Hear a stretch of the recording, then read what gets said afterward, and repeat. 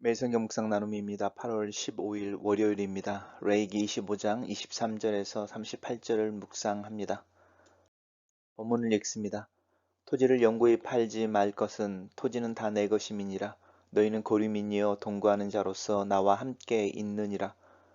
너희 기업에 온 땅에서 그 토지 무르기를 허락할지니 만일 내 형제가 가난하여 그의 기업 중에서 얼마를 팔았으면 그에게 가까운 기업 물을 자가 와서 그의 형제가 판 것을 물을 것이요 만일 그것을 물을 사람이 없고 자기가 부유하게 되어 물을 힘이 있으면 그 판 해를 계수하여 그 남은 값을 산 자에게 주고 자기의 소유지로 돌릴 것이니라.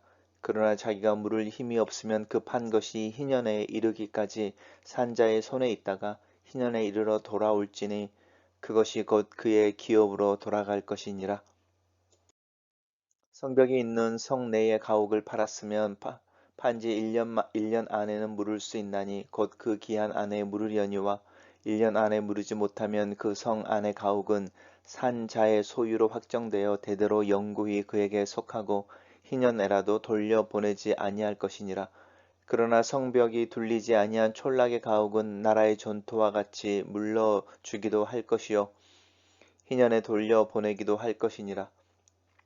레이 족속의 성읍 곧 그들의 소유의 성읍의 가옥은 레이 사람이 언제든지 물을 수 있나니 만일 레이 사람이 물으지 아니하면 그의 소유 성읍의 판 가옥은 희년에 돌려보낼지니 이는 레이 사람의 성읍의 가옥은 이스라엘 자손 중에서 받은 그들의 기업이 됨이니라.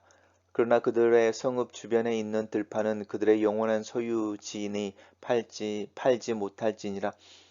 내 형제가 가난하게 되어 빈손으로 내 곁에 있거든 너는 그를 도와 거류민이나 동거인처럼 너와 함께 생활하게 하되 너는 그에게 이자를 받지 말고 내 하나님을 경외하여 내 형제로 너와 함께 생활하게 할 것인즉 너는 그에게 이자를 위하여 돈을 꾸어 주지 말고 이익을 위하여 내 양식을 꾸어 주지 말라. 나는 너희의 하나님이 되며 또 가나안 땅에 너희에게 주려고 애굽 땅에서 너희를 인도하여 낸 너희 하나님 여호와니라. 오늘 본문은 세 개의 단락으로 나누어져 있습니다.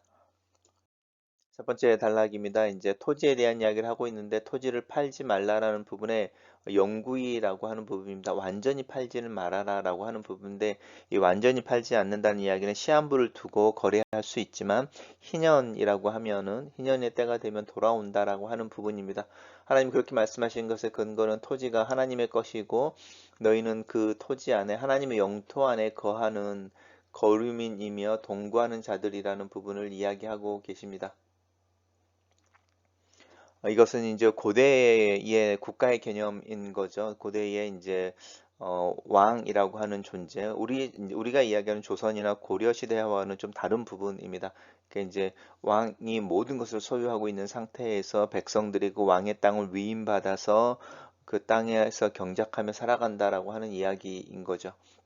그 이야기가 하나님이 토지를 모두 하나님의 것이며 너희들은 그 땅 하나님의 땅 안에 거하는 템포러리로 거하는 사람들이거나 하나님의 백성으로 거하는 사람들이다라고 하는 부분입니다.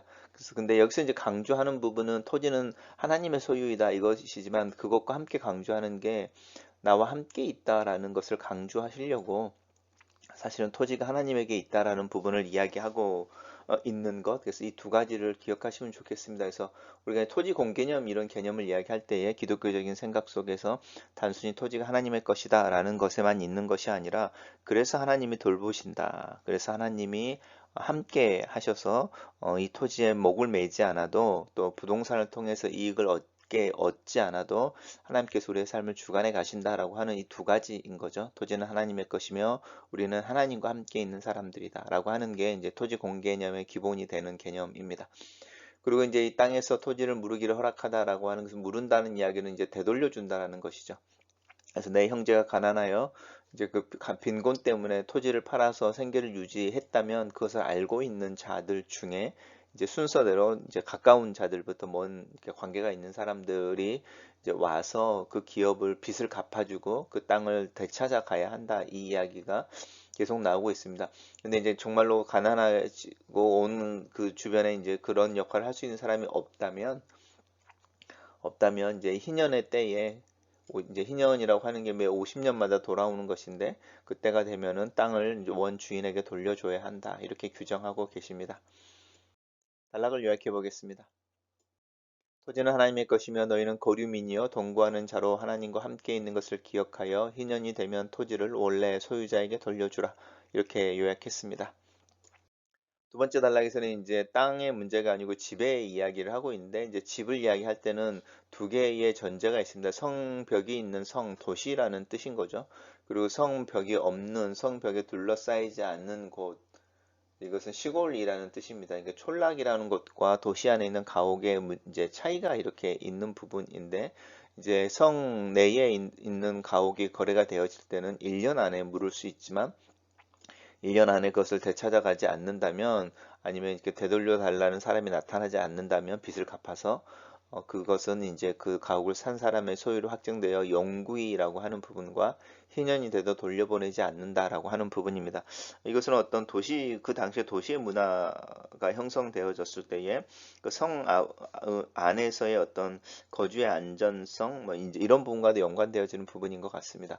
근데 이제 성벽에 둘러싸이지 않는 시골의 경우에는 이제 1년이 돼서 물려주기도 하지만 돌려주기도 하지만 희년이 돼서도 돌려보낼 수 있다 이렇게 말합니다. 그래서 땅과 동일하게 촌락을 이제 어, 그 같은 규정을 내리고 있는데 아마도 이것은 이제 우리가 개수해 볼 수 있죠. 왜냐하면 시골이니까 시골 같은 경우는 도시 같은 경우는 그 집 그 자체 집이 있는 이 토지라고 하는 부분이 집을 건설할 수 있는 그 공간뿐이어서 이렇게 희년이 돼도 돌려보이지 않는다라는 문제가 되지 않지만 시골 같은 경우는 이제 집이 있을 때 이미 그 옆에 논밭이 있다든지 이미 그 집이 큰 그 물려받은 토지의 한 부분으로 이렇게 있을 가능성이 많죠. 그래서 아마 이 토지를 돌려보내는 것과 이 집을 돌려주는 것이 이제 하나로 연결되어져서 명령되어지고 있다고 생각해 볼 수 있습니다.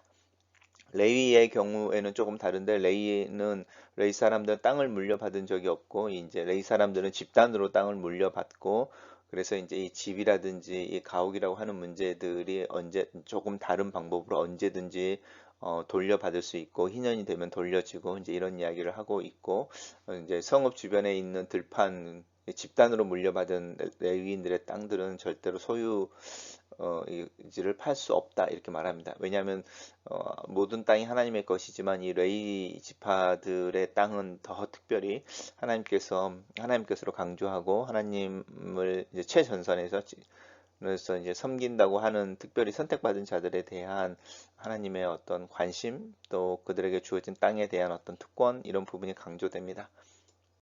단락을 요약해 보겠습니다. 성벽이 있는 성 내의 가옥을 사고 판 후 1년 안에 물을 수 있으나 지나면 소유권을 옮기지 못하고 성벽이 없는 촌락의 가옥은 물려주거나 희년에 돌려줄 수 있다. 레이 지파의 가옥과 땅은 언제든지 물을 수 있고 희년이 되면 돌려보내야 한다. 이렇게 정리했습니다. 마지막에서는 이제 내 형제가 가난하게 되어 빈손으로 내 곁에 있거든 너는 그를 도와서 거류민이나 동거인처럼 너희와 함께 생활하게 해라라고 하는 부분입니다. 빈손으로 네 곁에 있게 하든지라고 하는 부분은 이제 필요를 채워주라는 것이죠. 이자를 받지 말고 네가 하나님을 경외하여라고 하는 부분입니다. 네 형제를 도와주고 형제에게 이자를 기대하지 않고 필요한 돈을 빌려주고 또 그 땅을 팔았을 경우에 그 땅을 물려서 빚을 대갚아서 그 땅을 되찾아 또 이게 그 형제에게 돌려주고 이제 이런 모든 부분들이 경건의 행위라고 하는 거죠. 그래서 이제 레이기에서는 우리가 말하는 거룩함, 경건이라고 하는 것을 종교적인 행위 속에 넣지 않고 우리의 일상생활 속에서 우리에게 주어지는 관계와 또 우리에게 요구되어지는 규율이 있는데 그것을 얼마만큼 잘 지켜내느냐라고 하는 부분 속에서 거룩함을 찾고 있고 이 형제에 대한 내 형제의 가난에 대한 어떤 책임이라고 하는 부분을 떠맡는 것, 또 대신 맡아주는 것에 대해서 하나님께서 강조하고 계시고 그것을 이야기할 때 나는 너희 하나님이 되고 너희 가나안 땅을 너희에게 주려고 애굽 땅에서 너희를 인도하여 낸 나 하나님 여호와니라라고 이 구원의 하나님의 메시지를 연결시켜서 가난한 형제를 도울 것을 명령하고 계십니다. 단락을 요약해 보겠습니다. 내 형제가 가난하게 되어 빈손으로 내 곁에 있거든 그를 도와 너와 함께 생활하게 하고 이자를 위하여 그에게 돈을 구워주지 말라. 이렇게 요약했습니다. 첫 번째 묵상 나눔입니다. 토지는 하나님의 것이다. 하나님 나라에 거하는 백성들은 그 땅을 무상으로 위임받아 경작하고 먹고 사는 것이다. 나는 이 땅을 나그네 순례 난민처럼 살고 있음을 기억한다. 나에게 주어진 자원은 나를 위한 것만은 아니다.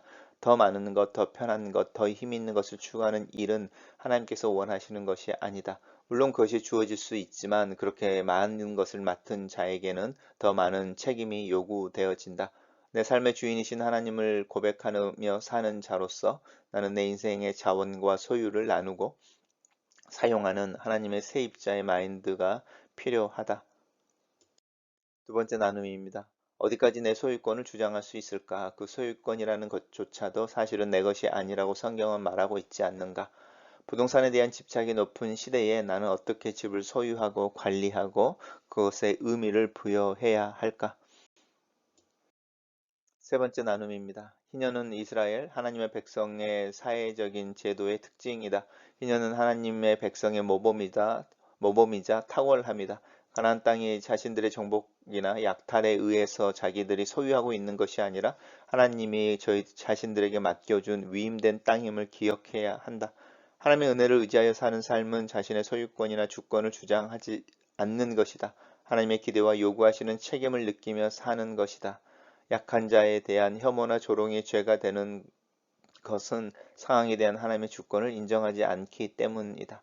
지극히 작은 자에게 한 것이 주님에게 한 것이며 가난한 자를 학대하거나 조롱하는 것은 그를 지으신 하나님을 멸시하는 것이라는 성경의 경고를 기억하며 오늘 하루를 살자. 글로 쓰는 기도입니다. 이 땅에 태어나 지금까지 살아온 것과 앞으로 살아갈 날들이 모두 하나님의 주권 아래에 있음을 고백합니다. 나에게 주어진 것, 내가 누리고 있는 것, 모두 주님의 돌보심 때문임을 믿습니다. 하나님의 백성으로서 하나님 나라에 살고 있는 것을 기억하게 하소서. 내 것이라고 주장하는 삶을 살기보다는 하나님의 뜻을 살피고 그 법과 의도를 따라 살게 하시옵소서. 지혜와 총명을 주셔서 하나님의 뜻을 잘 분별하도록 나를 도와주시옵소서. 예수님 이름으로 기도합니다. 아멘.